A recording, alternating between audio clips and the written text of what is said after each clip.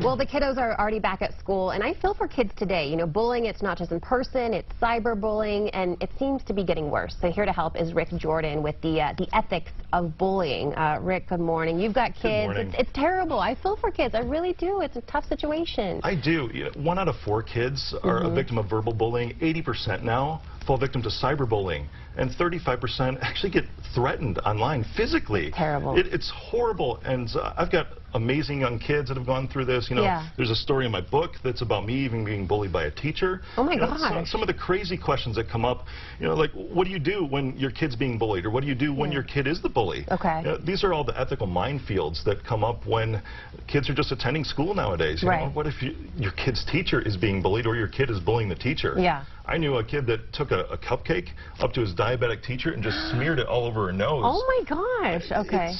Yeah, it goes both ways, you know, but there's so many simple ways, you know, always comes down to fundamentals, right, to actually take a stand against bullying, and I know that we can help parents and kids do that. Okay, so let's help the kids. If the kids this school year have a bully, how do you address it and try to take control over the situation? Sure, absolutely. So we're going to start with social media.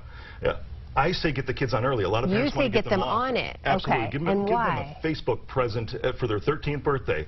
You start to train them early, and then they know how to act appropriately online, just like anything else in life. Okay. You know, you need to talk about it with them. You know, around the dinner table, everything. Just form that open communication. Okay. Attend their activities, because an involved parent is an informed parent. You start to know their circle of friends, right, and which ones are good and which ones are bad. And that's their huge influences, who they hang out with. Yeah, and notify the authorities. You were talking about this. What do kids do? Less than half of the kids actually tell a parent or an adult or a principal about it. You have to do it right away. Okay. Then you can nip it in the bud.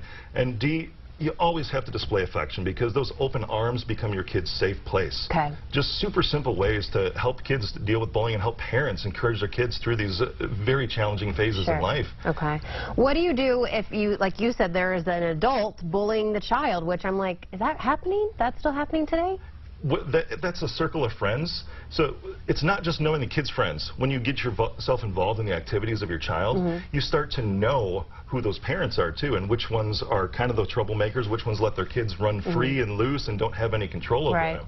Unfortunately, that happens.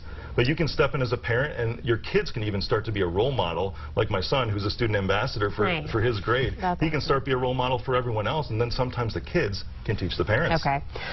Can we go online to pick up a copy of your book? Is that the best way? Yep, rickjordan.tv, and go to rickjordan.tv/bullying for more resources. And if parents need to reach out to you, is that available as well online? Perfect. All right, one more time, it's rickjordan.tv for more.